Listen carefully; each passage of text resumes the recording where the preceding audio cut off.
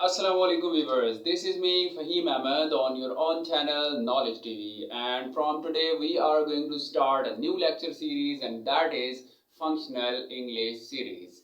If you are interested to learn English grammar or functional English, or if you have any problem in learning or understanding the concepts of functional English, then you stay in touch with Knowledge TV. I will provide a series of lectures chapter wise, inshallah. Also give your suggestions in the comment section, and also you can ask questions. I will try to answer all your questions, and inshallah I will try to make you clear your concepts as good as I can. Thank you.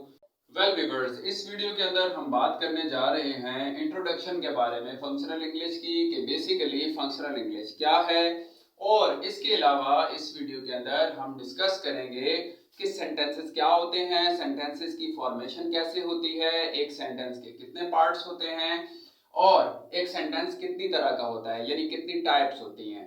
तो चलिए चलते हैं, topic को start करते हैं। First of all, जब हम बात करते हैं फंक्शनल इंग्लिश की, तो हमारे माइंड में पहली चीज क्या आती है? Word function. Function is the practical use of something. तो जब हम बात करते हैं फंक्शनल इंग्लिश की, तो मीन्स के इंग्लिश जो प्रैक्टिकली हम इस्तेमाल करते हैं अपने डिफरेंट कामों के अंदर, जैसा कि हम ऑफिस में हम लेटर्स लिखते हैं, एप्लीकेशंस लिखते हैं या डिफरेंट फाइल्स बनाते हैं, तो उनमें हम इंग्लिश लैंग्वेज का इस्तेमाल करते हैं। अब उनके अंदर इंग्लिश लैंग्वेज को जब हम इस्तेमाल करते हैं तो उसके अंदर इंग्लिश ग्रामर यूज होती है, और उसी ग्रामर यानी इंग्लिश के जितने भी एस्पेक्ट्स हैं जो कि यानी कि जिनके अंदर ग्रामर भी है और बाकी भी जो डिफरेंट एस्पेक्ट्स हैं, जब उनको हम अमली तौर पे अपनी जबान के अंदर इस्तेमाल करते हैं, प्रैक्टिकल यूज करते हैं लैंग्वेज का, तो इसी को ही कहते हैं फंक्शनल इंग्लिश। तो बेसिकली फंक्शनल इंग्लिश के अंदर मुख्तलिफ ग्रामेटिकल चीजें होती हैं, यानी ग्रामर के हवाले से मुख्तलिफ चीजें होती है, जिनको यानी कि इसमें डिस्कस किया जाता है, उनको प्रैक्टिकल यूज किया जाता है। फंक्शनल इंग्लिश के अंदर जाना जाता है कि सेंटेंसेस की फॉर्मेशन कैसे होती है, वर्ड्स कैसे कंबाइन होते हैं, कौन सेंटेंस क्या चीज होती है, सेंटेंस कितनी तरह का होता है, और सेंटेंस के मुख्तलिफ पार्ट्स के बारे में, सेंटेंस के अंदर फ्रेजेस एंड क्लॉजेस किस तरह से इस्तेमाल होती हैं। ठीक है, तो बेसिक जितने भी कॉन्सेप्ट्स हैं इंग्लिश ग्रामर के हवाले से, इसमें करेक्शन रूल्स आ जाते हैं इंग्लिश के, कैसे आप कहाँ पे क्या क्या गलती कर रहे होते हैं तो उसको कैसे करेक्ट कर सकते हैं। तो जितनी भी चीजें एक जबान के अंदर, कुछ इंपॉर्टेंट वोकैबुलरी इसमें आती है, जिसमें साइनोनिम एंटोनिम, इसमें मुख्तलिफ इस तरह की चीजें जो है जो वोकैबुलरी से रिलेटेड है वो भी आ जाती हैं। फिर इसकी जो बेसिक ग्रामर है उसको सारी को डिस्कस करने के बाद इसके अंदर आ जाते हैं हमारे पास कंपोजिशन का सेक्शन, और उसके अंदर हमारे पास रिपोर्ट राइटिंग होती है, उसमें हमारे पास लेटर राइटिंग आ सकती है, उसमें हमारे पास स्टोरी राइटिंग आ सकती है, उसमें हमारे पास ऐसे राइटिंग आ सकती है। ऐसे जो है वो एक इसका सबसे मेच्योर लेवल है लैंग्वेज यूज का। तो फंक्शनल इंग्लिश बेसिकली क्या है कि it is the practical use of language, यानी ग्रामर को और जबान के, अंग्रेजी जबान के मुख्तलिफ एस्पेक्ट्स को जब हम प्रैक्टिकली इस्तेमाल करते हैं तो ये क्या होती है? Functional English. तो functional English basically is the practical use of English language. Okay, next है हमारे पास सेंटेंस। देखिए सेंटेंस क्या होता है? Sentence is the combination of words.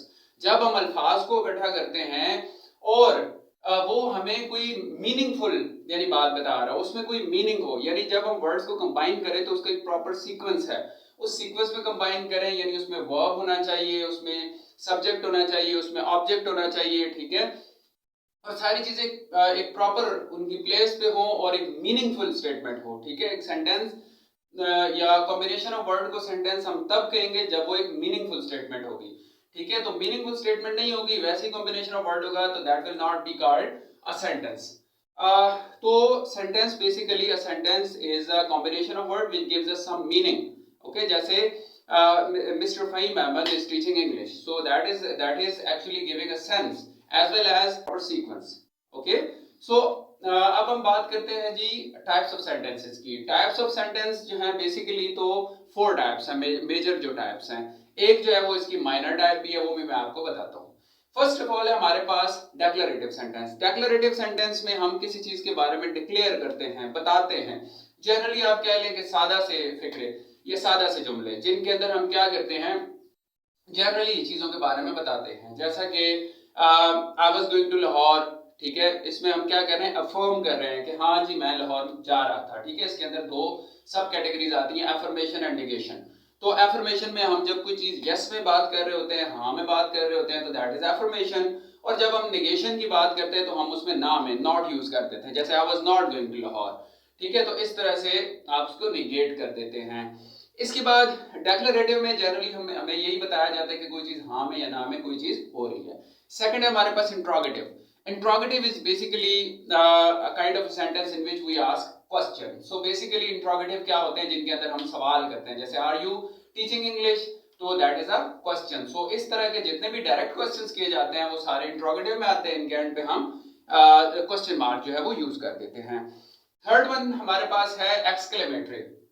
Exclamatory sentences are used to show different kind of feelings and emotions. Okay, so जब हम emotions and feelings की बात करते हैं, जज्बात और एहसासात के इजहार की बात करते हैं, तो वहां पे हम क्या करते हैं, exclamatory sentences का इस्तेमाल करते हैं। ठीक है, जिनके अंदर और ऐसे sentences के एंड पे हम exclamation mark यानी जो कि उल्टे आई की तरह का एक साइन होता है वो हम यूज कर देते हैं।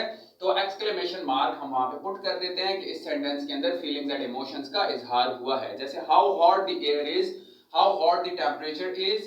ठीक है, इस तरह से जितने भी हम सेंटेंसेस इस्तेमाल कर देते हैं इसमें इंटरजेक्शंस का इस्तेमाल भी हो जाता है।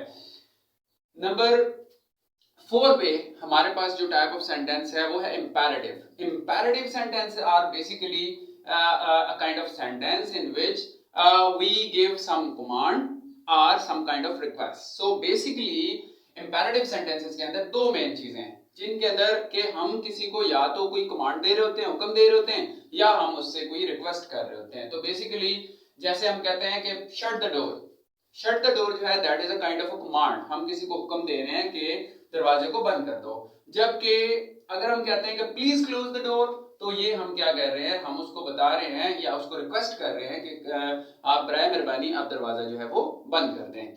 तो बेसिकली ये चार मेजर टाइप्स थी सेंटेंस की, और एक माइनर टाइप है ऑप्टेटिव सेंटेंस, जिसके अंदर हम किसी के लिए कोई प्रेयर करते हैं, किसी को कोई वेल विश करते हैं, किसी को बेस्ट विशेस का इजहार करते हैं। तो उसमें जब हम इन चीजों का इजहार कर रहे होते हैं तो वो एक ऑप्टेटिव काइंड ऑफ सेंटेंस होता है, जैसे मे यू लिव लॉन्ग, जैसे गॉड ब्लेस यू। ठीक है, तो इस तरह के जो सेंटेंसेस होते हैं ये होते हैं optative kind of sentence. Next हम बात करते हैं अब पार्ट्स ऑफ सेंटेंस की। पार्ट्स ऑफ सेंटेंस की जब हम बात करें या एक सेंटेंस को जब हम डिवाइड करते हैं, तो वैसे तो पार्ट्स ऑफ स्पीच काफी सारे एक सेंटेंस के अंदर इस्तेमाल होते हैं, लेकिन एक सेंटेंस जो होता है वो basically a sentence is divided into two parts. The first one is the subject and the second one is the predicate. So first of all जो सब्जेक्ट होता है, जो काम करने वाला या जिस चीज के ऊपर जिस चीज के बारे में बात हो रही थी वो सब्जेक्ट होता है। जैसे अली इज टीचिंग इंग्लिश, अब ये जो अली है यहाँ पे ये सब्जेक्ट है, और बाकी इज टीचिंग इंग्लिश ये सारा क्या है, सेकंड पार्ट है जो कि प्रीडिकेट कहलाता है, प्रीडिकेट। सो प्रीडिकेट के अंदर बाकी सारा पार्ट आ जाता है, जिसमें हेल्पिंग वर्ब भी आ जाता है, वर्ब भी आ जाता है, ऑब्जेक्ट भी आ जाता है, ये सारी चीजें आपके प्रीडिकेट में आ जाती हैं। ठीक है, तो बेसिकली एक सेंटेंस को हम दो हिस्सों में डिवाइड करते हैं। ठीक है, पहला हिस्सा होता है हमारे पास subject and the second part is predicate. Okay, अब प्रीडिकेट के अंदर आपका हेल्पिंग वर्ब्स, आपके वर्ब्स, आपके आर्टिकल्स, ठीक है, आपके एडवर्ब्स, आपकी प्रपोजिशंस, आपकी कंजंक्शंस, आपकी ऑब्जेक्ट, ये सारी चीजें आपके प्रीडिकेट में आ जाती हैं।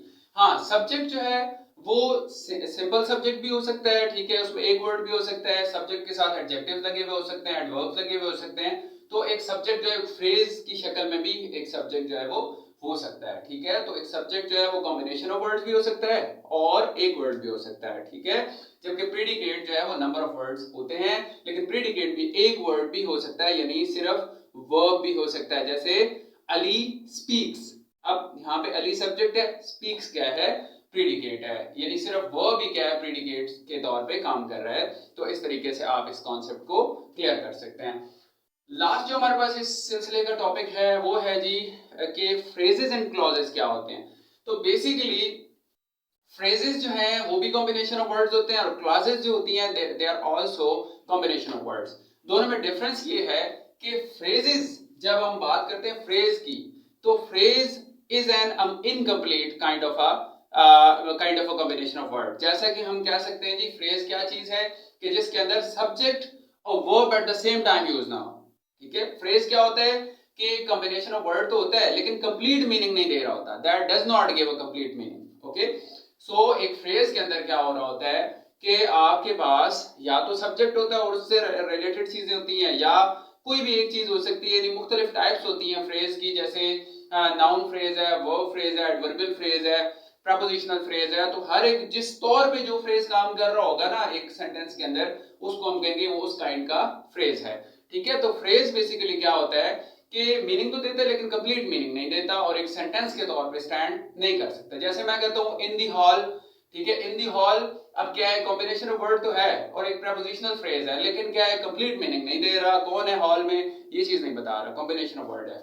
इसके बरक्स जब हम बात करते हैं क्लॉजेस की, क्लॉजेस बेसिकली एक सेंटेंस के तौर पे भी स्टैंड कर सकती हैं, क्योंकि क्लॉज के अंदर सब्जेक्ट भी होता है और प्रेडिकेट भी होता है, यानी उसमें वर्ब भी होता है, उसमें सब्जेक्ट भी होता है, उसमें बाकी जो पार्ट्स हैं वो भी हो सकते हैं। यानी एक क्लॉज के अंदर बेसिकली जो बात हो रही होती है वो कंप्लीट मीनिंग दिया जा रहा होता है। इधर आप उसको जो है वो उसमें एक सेंटेंस के अंदर फिट करके उसके पार्ट्स भी बना सकते हैं, और इसके अलावा उसको एक सिंगल सेंटेंस के तौर पे भी वो उसको यूज कर सकते हैं और वो स्टैंड कर सकती है। एक क्लॉज जो है वो एक सिंगल सेंटेंस के तौर पे भी स्टैंड कर सकती है। तो बेसिकली फ्रेजेस एंड क्लॉजेस का जो बेसिक डिफरेंस है वो यही है कि फ्रेज के अंदर at the same time subject and verb and मतलब कि प्रेडिकेट वगैरह नहीं होते, या वो एक कंप्लीट मीनिंग नहीं दे रहा होता है, जबकि क्लॉज जो होती है वो कंप्लीट मीनिंग भी दे रही होती है, एक सेंटेंस के तौर पे स्टैंड भी कर सकती है, और इसके अलावा वो एक यानी उसमें सब्जेक्ट और verb at the same time मौजूद होते हैं। ठीक है, तो आज के जितने भी हमारे टॉपिक्स थे उन चीजों के बारे में मैंने आपको तफसील से बताया। ठीक है, इस हवाले से मुख्तलिफ गाइड्स एंड नोट्स जो हैं वो अवेलेबल हैं, आप उनको एक दफा देख लें, उनको सामने रख लें और उसके साथ लेक्चर को प्ले करें, तो आपके सारे कॉन्सेप्ट जो है वो क्लियर हो जाएंगे। इसी तरह मुख्तलिफ लेक्चर्स के अंदर मैं फर्दर जो अगले चैप्टर्स हैं उनको भी डिस्कस करता जाऊंगा, आपको बताता जाऊंगा, सिखाता जाऊंगा।